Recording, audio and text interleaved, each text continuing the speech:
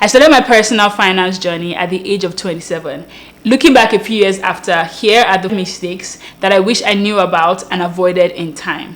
Mistake number 1, not saving or investing because I thought I was not earning enough. A very common mindset that people in their early 20s and mid 20s have when it comes to personal finance is, I'm not making a lot of money. I'm not making so much money. Why should I be saving and why should I be investing? But a very important factor in building wealth is the power of time. And when you are in your 20s, guess what you have? You have a lot of time. There's less pressure on your money. You have very few responsibilities. You don't have kids. Hopefully you don't have crazy debts. You don't have a mortgage. All your friends are also broke, not making a lot of money like you. So you also kind of have less pressure, to belong or to prove any point to anyone. This is the right time for you to take your money and lock it away for a long time. The fact that you make little amount of money is great because you can start investing small. You can take whatever small amount of money that you have, try your hands at buying a few stocks, try your hands at investing in any kind of asset.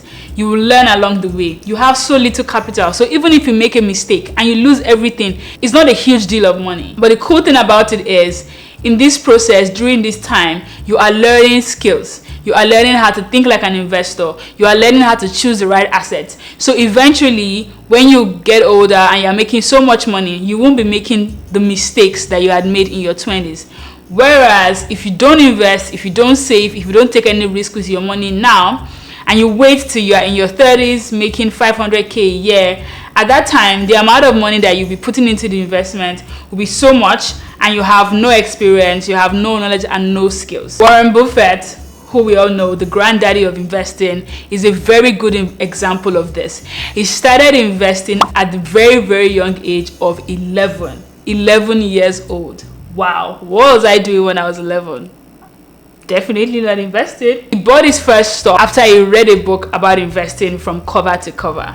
And he has been on that track ever since. At the age of 14, he made his first real estate investment when he bought 40 acres of land and began to rent it out at a profit. And by the time he was 30, he was already a millionaire. And we know him now. He's a billionaire, one of the richest people on earth. And he credits his wealth to the power of compounding, which depends on time. If you start investing when you're 21, you have more years, your money has more years to compound than someone that starts their investing journey at the age of 30. To get started saving and investing is so easy. The first step is to decide a percentage of your finances that you're going to commit every month, every week, every 2 weeks to saving and investing. And it doesn't have to be huge. As I said, take any little amount of money that you have and take risk with it. So it could be 5% of your income, it could be 10% of your income, it could be $500, like it could be a fixed amount of money. But take that amount of money, put it in a high yield savings account, buy your first stock, invest it in an asset or something, and just play with it. The key is start early. Do not fall into this trap. Mistake number 2 is lifestyle creep or lifestyle inflation. So what is lifestyle creep? Lifestyle creep or lifestyle inflation is when you increase your standard of living to match an increase in your income. When things that were once luxury for you are now necessities, you know that you're experiencing lifestyle creep. For example, you just finished undergrad, you went from having no income, no monthly salary, to getting your first job. And in your first job, you started earning, let's say, 50k a year. And all of a sudden, you need to buy a car. All of a sudden, you want to move out of your parents' house. You, my friend, are experiencing lifestyle creep. Lifestyle creep is bad for 2 reasons. The first reason is because lifestyle creep plays on your ego. Lifestyle creep is very pleasurable, and because of that, it is very difficult to come back from lifestyle creep. Think about it. It is way easier to upgrade your car than to downgrade your car. If you are driving a Toyota, or if you do not have a car before, and then you buy your first car and you buy a really nice Toyota Camry, you get the admiration of all your friends. You become the friend in the group who has a car, who takes everyone around. Let's say you now watch this video and you realize that, oh my god, I've experienced lifestyle creep. It is much harder to sell the car and go back to working, because for you to sell the car, what are you doing? You are backtracking on your ego. Now, you used to have a car, you don't have a car anymore. People will start asking you, what happened to your car, right? You got so used to the comfort of driving yourself, not have to wait for the bus, not have to share your space with strangers. It takes a lot of discipline to walk back, whatever inflated lifestyle that you have created. The second reason why lifestyle creep is bad for you is that lifestyle creep essentially reduces your potential to get rich, because the gap between what you make and what you spend is essentially what you have. That gap is what you will save. That gap is what you have available to invest in stocks, to invest in yourself, to invest in businesses. What lifestyle creep does to you is lifestyle creeps or consumes that gap, essentially reducing your potential for wealth. It reduces how much money you have to save, how much money you have to invest, and is making you poorer and poorer as time goes on. So lifestyle creep is horrible. Don't do it. A very good example of how people fall into this trap, this mistake in their 20s, is you get your first job and all of a sudden your parents' house become a horrible place for you to stay in. It's like, oh my God, they're cramping on my style. I want to be independent. I want to go out whenever I want. I want to do whatever I want. I want to, be with my friends. I've been there. I get it. But don't do it. You 10 years from now will thank you. As someone who moved out of their parents' house at the age of 22, I have paid my fair share in rent. Trust me, there's nothing special. After you move out, it will feel nice in the first 1 or 2 years. But as the bills keep coming, as the rent bills keep coming and the light bills, and you have to fix stuff, maintenance, all this keep coming. You have to clean the house all by yourself. Oh my God.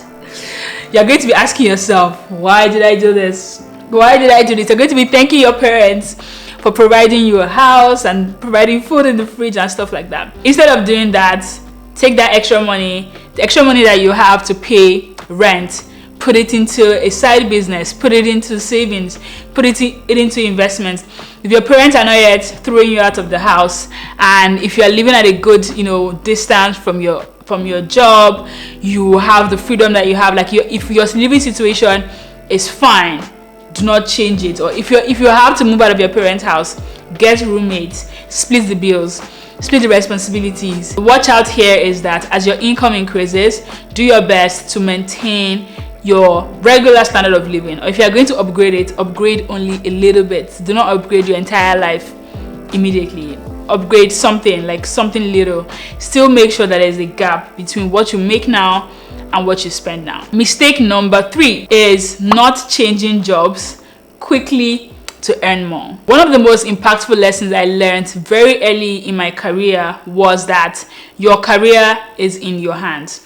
This saying was said to me on the very first day of training when I joined PwC, a Big 4 professional service firm, in 2015. And I remember when I heard it, I was like, what?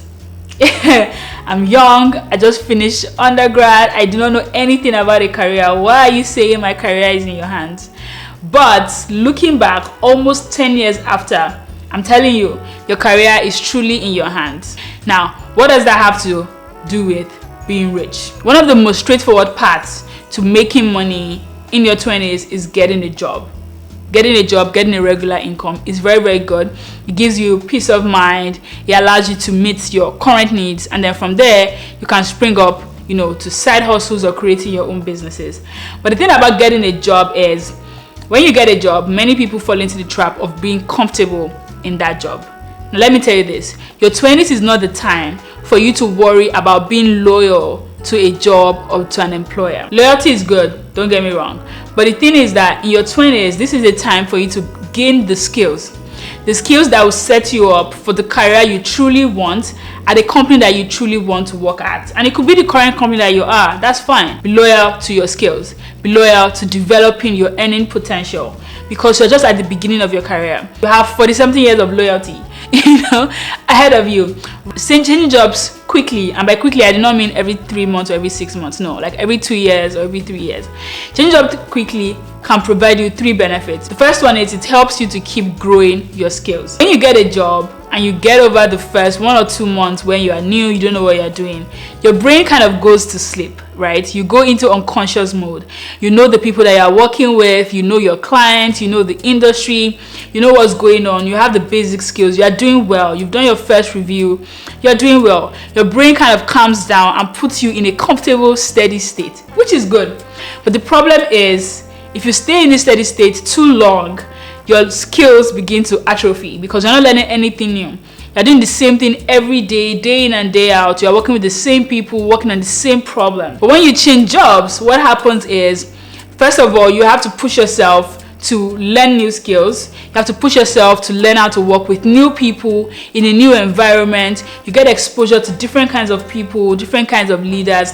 It keeps your brain young, it keeps you learning, it keeps pushing you. You are able to accumulate new learning and new skills in a short period of time versus if you just stay in one place doing the same thing for the rest of your life.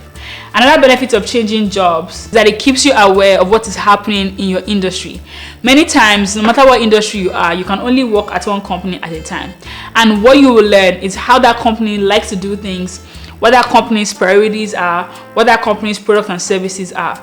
But there's a wider industry, beyond that company. That industry is moving in a direction. They're doing different things. By changing jobs, you get exposure to different things happening in your industry. And unless your company is growing really, really fast, most companies will not be able to provide you, opportunity to grow your skills really quickly, get promoted really quickly, or get an increase in salary really quickly, which are things that should be very important to you again in your 20s. Because at the end of the day, one important thing about having a successful career is your branding. What do people think you're worth? What skills do you have? What do you earn? And according to a study by Bank of America in 2023, job changers, people that change their jobs frequently, tend to increase their salary by as much as 10%. And sometimes it can go as high as 21%. So if you are still in your 20s, you are still young, focus more on your branding, your improving your skills and increasing your earning potential versus just staying in one company for 5 years, for 10 years. Don't do that. Mistake number 4, not investing in yourself. The whole psychology behind investing is committing resources into an asset with the hope of getting return in the future. People commonly invest in stocks, in bonds, and real estate, and that's all well and good. But in your 20s, your most important asset is yourself, your future earning potential. As I said, you are in your 20s, you are young, you are full of energy, you have your whole life ahead of you, you have decades and decades ahead of you. This is the time for you to build the seeds, of your career. And whether that career is in corporate or in entrepreneurship, this is the time to invest in yourself. Investing in your skills, in your knowledge, in your network, in your 20s can yield greater return than any stock market, any real estate investment, any bonds. So if you are in your 20s, you want to make a career change, you are feeling like, you don't like what you're doing, this is the time. Now is the time to do it. You are young. People are more forgiving of whatever decisions that you make. They'll just chalk it up to, he or she is young, they don't know what they're doing. So this is the time for you to experiment. If you feel like you like something, go in there and do it. Invest in taking courses, writing exams, invest time in doing internships. When you can still work for free, do internships, see how you like it, and your goal be setting up yourself for your future earning potential, which eventually is what you use to build wealth. Mistake number 5, not setting financial goals. A financial goal is a specific, measurable, and time-bound objective for what you want to achieve with money. Goal setting is very important, and many people set goals like, I want to lose weight, by the end of the year, I want to travel to XYZ place. Many people do not set financial goals, and this is one of the worst things you can be doing in your 20s. I know, because I did the exact same things. I did not start setting financial goals until I was 27. Oh my God. One of my best quotes from the Bible is that without a vision, the people perish. If you don't know where you are going to end up nowhere. If you ask many people if they want to be rich, they'll say yes. Now ask them, how much money do you need to be rich? When do you want to be rich? How do you plan to be rich? Don't be like that. You want to be rich, you want to be wealthy, you want to be a millionaire, you want to be a billionaire. That's fine. let it be a concrete goal. What is your wealth number? How much money do you actually need to arrive? Financial goal provide direction, and it is very important for building personal finance habits. If I just sit down here and tell you, save your money, save your money, save your money, your brain will ask you, but why? I'm okay. Why do I need to be saving? But if I know that, oh, your goal is to have a $5 million net worth by 35. Okay, now that makes sense. Now I understand why I need to start saving today. In my early 20s, to be honest with you, I did not care about savings. So I was making money and I was spending money. It wasn't until I had to go to business school and I needed to save money that I actually for the first time sat down, I set a personal finance goal. And immediately I set the personal finance goal, my entire personal finance life just shifted. It became easier for me to save. Just taking out the time to think about your goal and then writing that goal down and putting it in a place where you can see it and it can be an anchor for your life would make you 43% more likely to achieve that goal. Why wouldn't you do it? Setting financial goals is very easy. And one way to start to get used to setting financial goals is the same way that I did it. Take your normal goals and then ask yourself, how much money do I need to achieve that goal? So let's say that one goal that you had this year was taking a vacation. That's fine. Ask yourself, how much money do I need to take this vacation? Okay, I need $2,000. That's how much money you need. That's already a specific amount of money. Then ask yourself, when do I need that money? Oh, I need it by December. I need it by August. Okay, cool. How do I get that money? Oh, if I divide 2,000 by 5 months, that's $400. I can save $400 every month. You have just set yourself a financial goal. So that's the first way to do it. Look at your normal goals, and I hope you are setting normal goals. I have a video coming up on the channel about setting goals. So if you don't know anything about setting goals, just subscribe and stay tuned. It's coming soon. But if you don't have normal goals that you are setting, just pick a number. Like it can even be about, just pick a number, just pick a net worth and say, 10 years from now, when I'm X age, I want to be worth this amount of money. Or by the end of the year 2024, I want to have this amount of money saved up. And right there, take that goal, write it down, give it a time, give it an amount, and have a plan to how you are going to achieve that goal. And you have yourself a financial goal. The last mistake number 6, that many people in their 20s make is not having side hustles. What is a side hustle? In case you've never heard it before, a side hustle is a great way to earn money by putting your extra time into providing value that other people pay you money for aside from your job. That's why it's called a side hustle. If you work a true 9 to 5, that means you go to work by 9 a.m. and you come up by 5 p.m. every day. You are blessed, okay? You have extra time every single day that you can commit to making extra money, which would help you get to your financial goals earlier. And how I see many people in their 20s making this mistake is, let's use someone called John, okay? John works a regular 9 to 5 accounting job. He comes home by 5 p.m. and he spends his time after work playing video games or hanging out with friends, because John is a very social extrovert. All that is good. But what John is not doing is that John could take 2 hours after work. John could finish work by 5, chill for 1 hour, eat dinner, play video games. And then John could commit 6 to 8 p.m. every night building websites for people on the side. And imagine if John is earning $200 per week or $400 per month through that side hustle. That is extra money that can go to paying for, a vacation, or can go into his savings and investment goals. According to research conducted by Bankrate, Americans who commit 12 hours a week, which is around 2 hours a day, working on their side hustles, can make as much as $1,000 every month from that side hustles. Just think about an extra $1,000 that you can make. Imagine you're making $1,000 a month. In a year, that is $12,000 a year. That is a lot of money. Side hustles are a great way to leverage the extra time and energy, the hustling energy that you have in your 20s. Starting a side hustle is very easy. If you just put in side hustles on YouTube, there are so many videos about side hustles on YouTube. There are many articles about it on the internet, on Reddit. It's very, very easy to get started. But what I would say is, first of all, start by thinking about your hobbies. what do you enjoy doing first? If there are any hobbies of yours that you can monetize, so let's say like you know how to paint, you know how to draw, you are good in interior decor, you like dogs. Think about how you can monetize your hobbies, and that is a very good way to start side hustles, because you are literally doing something that you enjoy. You are doing something that you like doing, and it doesn't feel like work. If you don't have any hobbies, or if any of your hobbies are not monetizable, look into learning skills. Google what are the most high-paying skills, high-paying side hustles that you can do, and actually learn that skill. This was something that I did actually. I didn't make this mistake, thankfully. I did this in my 20s, and it really helped me to achieve my financial goals. I learned how to design websites. I literally went online. I needed to make enough money to move out of my parents' house. That was the motivation. That was what was driving me. And I went on YouTube and I learned how to design websites using WordPress. I learned it on one weekend. And I got my first client on Twitter, and I started making money from designing websites. And that extra income was what helped me to pay for my CFA exams. It was what helped me to pay for business school. Okay, it helped me to pay my rent on many occasions. He also funded many shopping and chilling events with my friends. So it was a win-win. But another thing I also did for me was he helped me cultivate the habit of working hard. I was working in investment banking.